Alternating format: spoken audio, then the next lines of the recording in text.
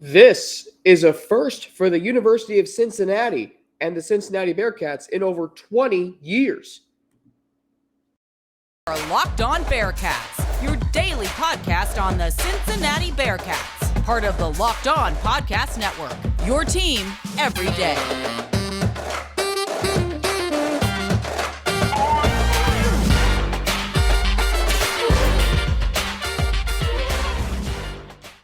Welcome on in to the Locked On Bearcats podcast on this Tuesday, May 16th. My name is Alex Frank, your host each and every day here on Locked On Bearcats, part of the Locked On Podcast Network, your team every day. We are free and available wherever you get your podcasts, including on YouTube. So don't forget, if you're watching us on YouTube, to hit that subscribe button, follow us to get an alert every time that we drop a new episode. The countdown continues 109 days away from the season opener for the Cincinnati Bearcats against the Eastern Kentucky Colonels at Nippert Stadium, Saturday, September 2nd. So, what's this first for the University of Cincinnati in over 20 years?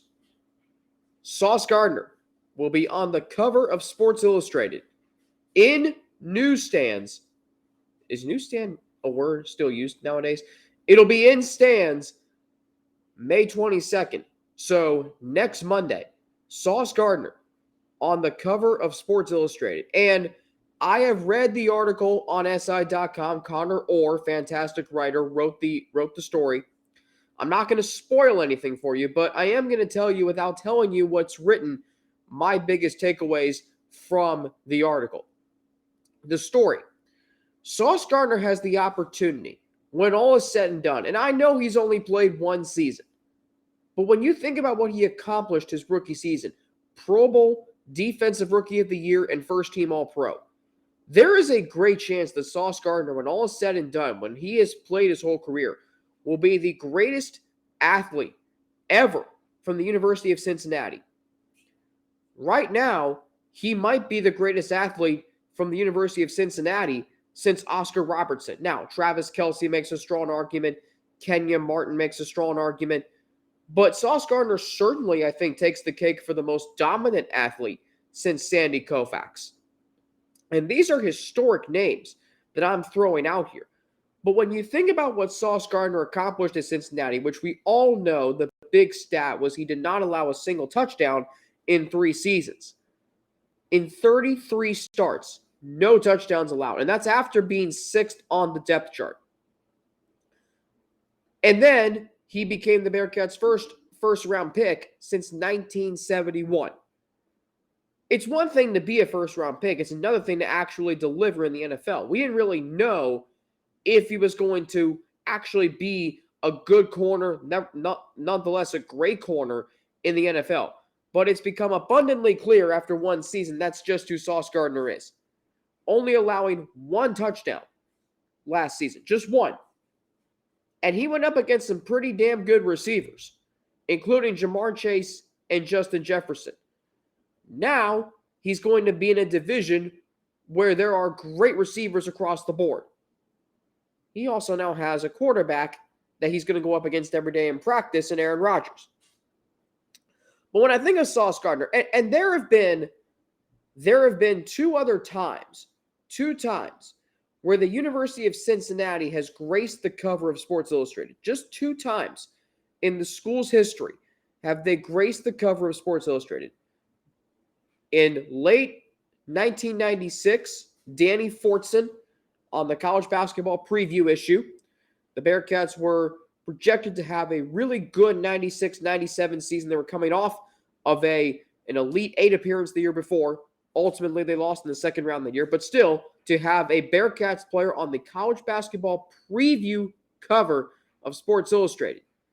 And then way back in March of 1963, Bearcats head coach Ed Jucker,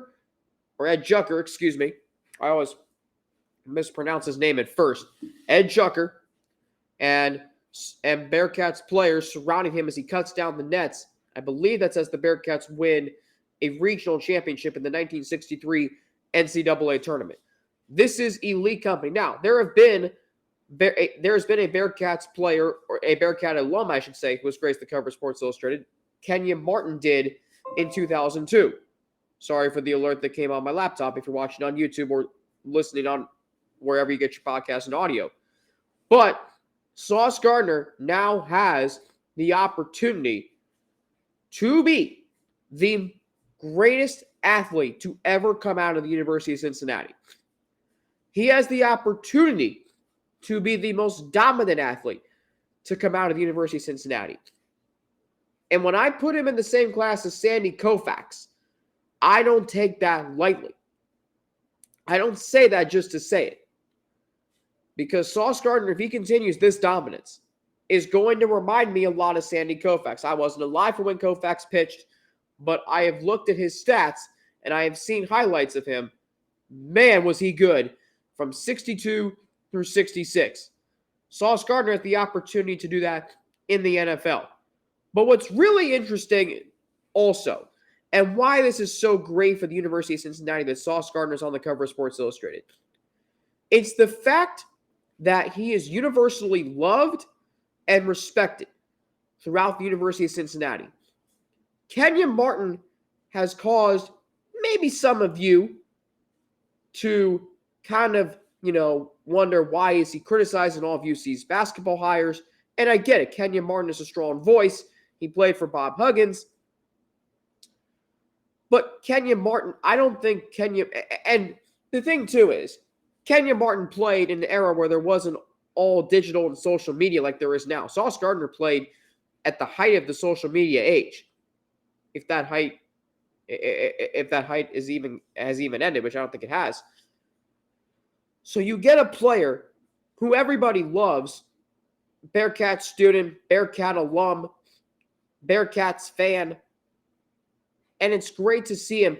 The other thing I think about is, and there's many things I think about, he plays in New York. He plays for the New York Jets. And I get it. They have had a lousy recent history. No playoff appearances since 2010. They have not been to a Super Bowl since 1968. The New York Jets are still a relevant franchise because they play in New York, because of their fan base. Now they have a star in Sauce Gardner, who, by the way, was able to lure Aaron Rodgers and a cast of other players, and now all of a sudden the New York Jets are being talked about as contenders, not just to win a very difficult AFC East, but also the AFC, which is very, very vaunted, as we know. But Sauce Gardner, and I think what's more impressive in his play on the field is, and if you read the article either online or when you get the issue in Stance next Monday, I hope you take away that he is just as good, if not better, of a man off the field as he is on the field. He reminds me of Derek Jeter. I seriously say that. Because when you play in New York and you're a star, you can let that get to you very easily. Sauce Gardner keeps a very low profile, as he should. And that's why this is so great for him, the University of Cincinnati, and everybody associated with Sauce Gardner. Fantastic news, fantastic achievement for him, and just a great, great connection back to the University of Cincinnati. Speaking of the Jets and Sauce Gardner, when can you see him, the Jets, and several other Bearcats this season? The NFL schedule released last Thursday. I'm really excited about it. I'm going to tell you when you can see some of your favorite Bearcats and some of mine as well. That's after I tell you how this episode of Locked On Bearcats is brought to you by Built Bar. Looking for a delicious snack but don't want all of the sugar and calories? Then you need the best tasting protein bar ever. Built. You got to try this. If you're like me and want to make healthier snack choices, but you don't want to compromise on taste, well, I've got just the thing for you. Built Bars and Built Puffs. Built Bars are healthy and taste amazing. Seriously, they taste so amazing. You won't think they're good for you. You got to try this. What makes Built Bars so good? Well, for starters, they are all covered in 100% real dark chocolate. That's right, real chocolate. And they come in unbelievably good flavors like churro, peanut butter brownie, and cookies and cream. I'm not sure how Bill does it, but these bars taste like a candy bar while maintaining amazing macros. What's even better is that they are healthy. Only 130 calories and 4 grams of sugar with a whopping 17 grams of protein. And guess what? You can head to your nearest Walmart today.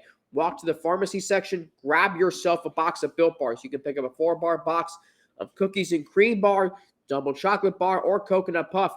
If you're close to Sam's Club, just run in and grab a 13-bar box with our hit flavors, Brownie Batter Puff and Churro Puff. You can thank me later. Thanks for making Locked On Bearcats your first listen every day. For everyday listeners, on tomorrow's show, I'm going to be doing a state of the program, a state of the Bearcats football program following the conclusion of the second transfer portal window and leading up to the Bearcats Day 1 tour coming to Columbus, Ohio, and beginning tomorrow in Cleveland. That is starting tomorrow. I will be there on Thursday at the Brewdog Dog Tap here in Columbus. Looking forward to seeing some of you there as the Bearcats kick off the Big 12 era with the Day 1 tour. All right, so the NFL schedule was released this past Thursday where you can see some Bearcats this year. You're going to see a lot of Bearcats, most notably Sauce Gardner and Travis Kelce. And if there's any two players that you could see, these two are definitely the ones you want to see. So the New York Jets, naturally, because they just got Aaron Rodgers, because they play in New York, have 6 primetime games. I have no problem with that. I don't have any problem with that. The Jets are going to get monster ratings regardless of when they play. And you will have the opportunity to see them 10 times this season. And how about this? By the way, the Jets last year only had 1 primetime game. That was in Week 16 against the Jacksonville Jaguars. They got blown out 19-3. This year, the Jets will open the season on Monday Night Football. How about that? Sauce Gardner taking the Monday Night Football stage against the 3-time defending AFC East champions, the Buffalo Bills. How about that? A division rivalry going to be reignited. The Bills, they're still looking like contenders. The Jets hoping to crack the playoffs for the first time since 2010. What better way to kick things off than with a Monday Night Football matchup? The Jets beat the Bills last year. You're going to see some great players. Sauce Gardner against Gabriel Davis, Stephon Diggs, Josh Allen, Aaron Rodgers. This is exactly what the doctor ordered for Week 1 Monday Night Football in the Big Apple. So that's the first time you can see Sauce Gardner. Cannot wait for that. Obviously, it's going to be an emotional night for New Yorkers, given that is the 22nd anniversary of 9/11. So the Jets then have a Week 2 game at the Dallas Cowboys. That should be the CBS game of the week with Jim Nantz, Tony Romo, and Tracy Wolfson. That's going to be another marquee game in Dallas. The last time Sauce Gardner, of course, played in Dallas, we all know this, the college football playoff, where he really did a nice job against Alabama star wideout, then Alabama star wideout Jameson Williams. Now, Williams a member of the Detroit Lions. The Jets then have a Sunday night home game against the Kansas City Chiefs, Week 4. How about that? We get to see both Sauce Gardner and Travis Kelce in the same game with Mike Tirico and Chris Collinsworth and Melissa Stark on the call for NBC. That's going to be a fun game to watch. I'm looking forward to watching that game with some Bearcats highlighting the matchup, in addition, of course, to Patrick Mahomes and Aaron Rodgers, which, by the way, is the first time they will oppose each other in the same game. Remember, Rodgers missed the 2021 matchup because of a COVID-19 diagnosis, positive test, and then Patrick Mahomes was hurt for the matchup in 2019 with, I believe it was a sprained MCL. It was a knee injury that kept him out for 2 games. So finally, Mahomes versus Rodgers, you get to see that this season. How does Patrick Mahomes attack Sauce Gardner? That's going to be a really interesting topic. Then we've got Week 5, the Jets are at the Broncos. I'm not sure if that'll be the CBS game of the week. There are weeks where CBS has a lot of good games on the schedule. That week in particular, you will probably, the other game is Chiefs-Vikings. That's going to be interesting. We'll see what happens there. But, hey, Sauce Gardner going up against Russell Wilson, just like he did last year. Actually, I don't know if he did. Did he go up against them last year? I think Wilson got hurt that game, actually. Sorry for my allergies. Anyway, next week the Jets are home against the reigning NFC champion Eagles. Then they've got the Chargers Monday Night Football Week 9 against Justin Herbert. That's going to be fun to watch. Then they're at Las Vegas, so we'll see Trey Tucker, maybe Sauce Gardner up against Trey Tucker. Ooh. Jets are at the Raiders Week 10 on my birthday. Week 10 on Sunday Night Football in Las Vegas. Sauce Gardner taking Las Vegas, the same place where he was drafted in 2022. Then they're at the Bills Week 11. They are on Amazon Prime Video Black Friday at 3 o'clock against the Dolphins. Ooh, Sauce Gardner against the speedy receivers of the Miami Dolphins. Then they are at the Browns on Amazon Prime Video on Thursday, December 28th. So numerous opportunities to see the Jets. The Chiefs, you want to see Travis Kelce? Well, every one of their games but 3, it starts at 4:25 or later. And the only 3 that don't, one is on Christmas, one is in Germany, the other is a Week 2 game against Jacksonville, which might be a national viewing window. So we'll see there. I mentioned him earlier, Trey Tucker. The Raiders got 5 primetime games. Actually, really 6. 6 number 1 games. I don't know how they got that, but okay. Week 3, I said at Raiders. I meant to say versus the Steelers on Sunday Night Football. That is Week 3. Week 5, they're at home against the Packers. Monday Night Football. Then Week 8, they're at the Lions on Monday Night Football. Week 10, they're against the Jets on Sunday Night Football. Already mentioned that. And then Week 15 versus the Chargers on Thursday Night Football. And then at Christmas, they're at the Chiefs. That's the first Christmas game, 1 o'clock on CBS. Tyler Scott and the Bears. You got opportunities to see Tyler Scott. The Bears got 5 marquee games. Week 1 against the Packers, 4:25 on Fox. Week 3, they're at the Chiefs. Another 4:25 game.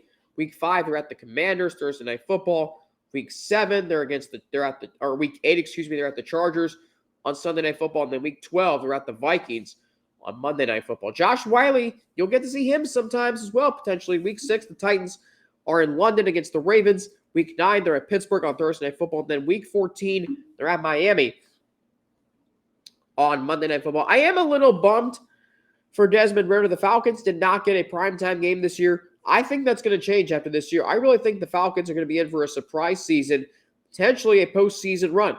All right. So speaking of that, of course, with the NFL schedule coming out last week, the Bengals schedule also released. I'll share my thoughts on that, plus my schedule predictions, which this is just right now, but I'll get into that after a word from – actually, we'll do that next here on Locked On Bearcats.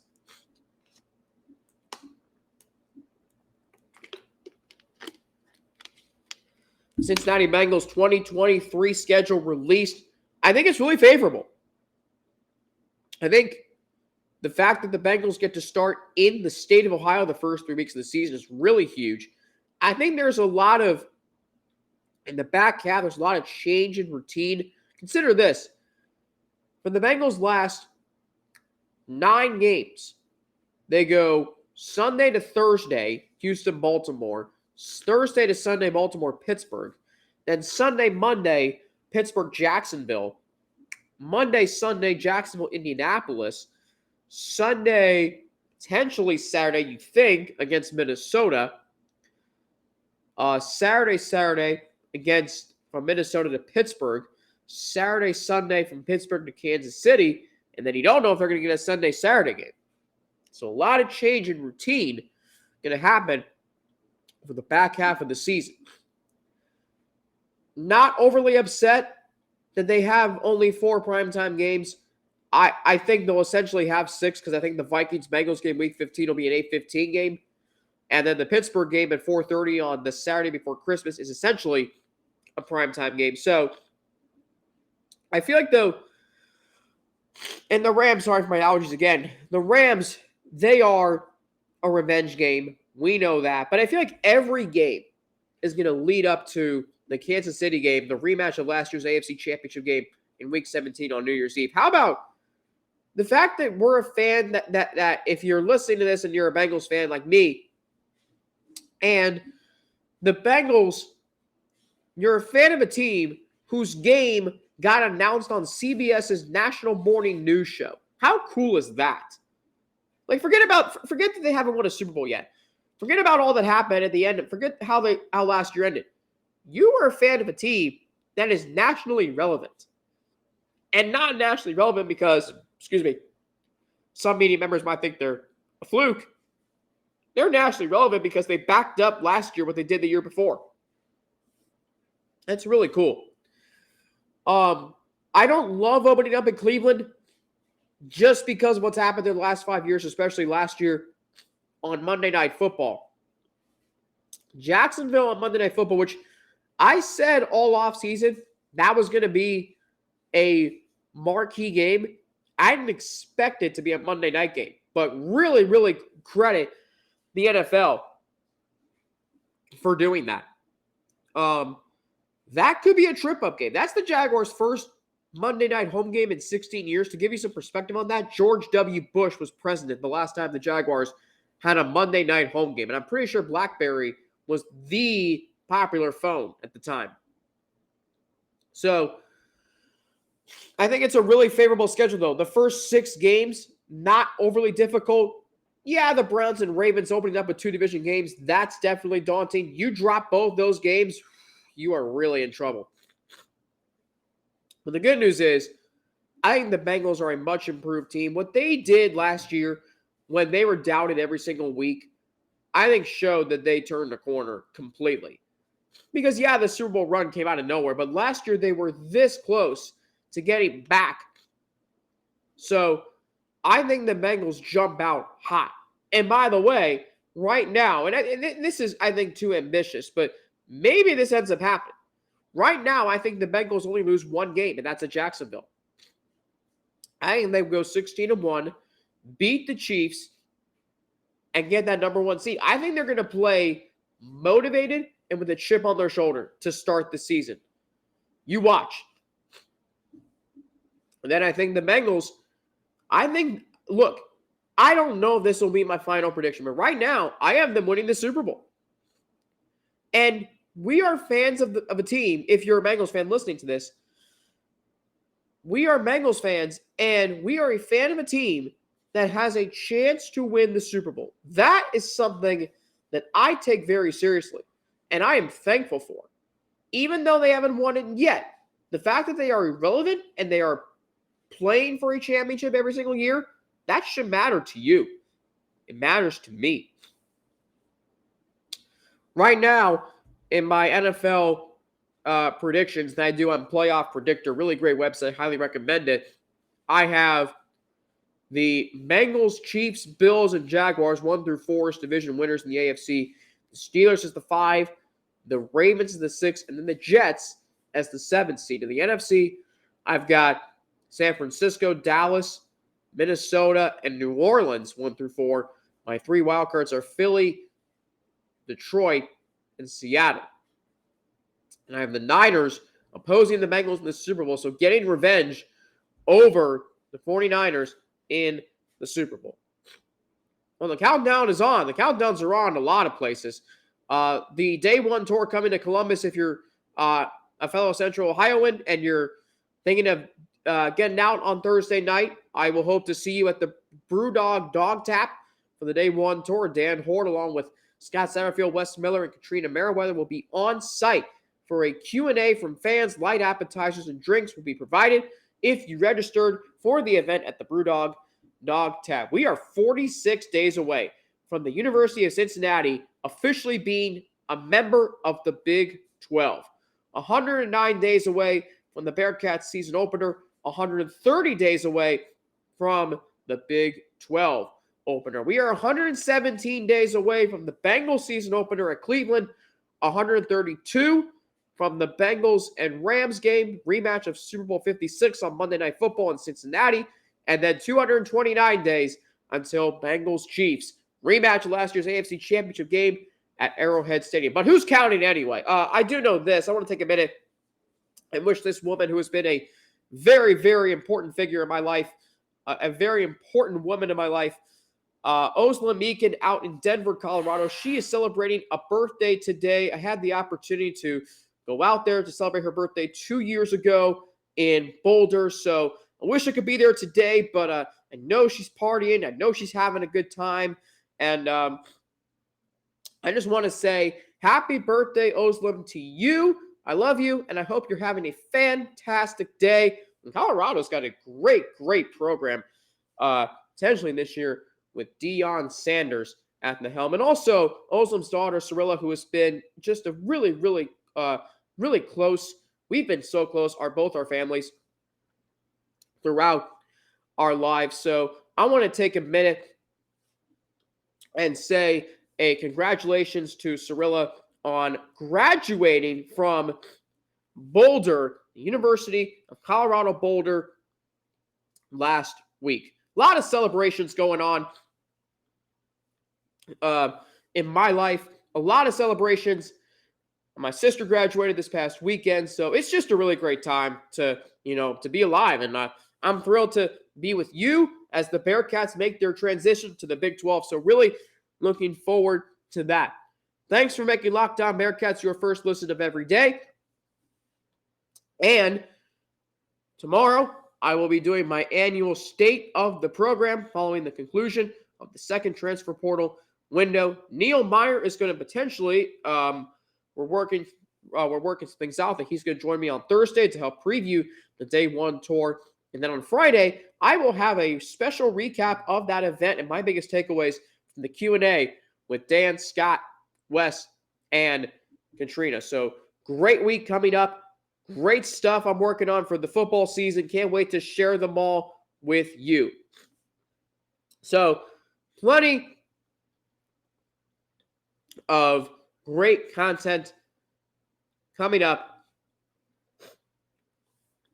on Locked On Bearcats this week.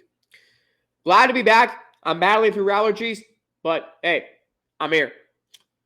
I'm on Twitter at Frankie_92Ns, NNATI. Instagram, AlexFrank9_. Email, Alex3Frank@gmail.com. Looking forward to being back with all of you tomorrow, right here on Locked On Bearcats, part of the Locked On Podcast Network, your team every day.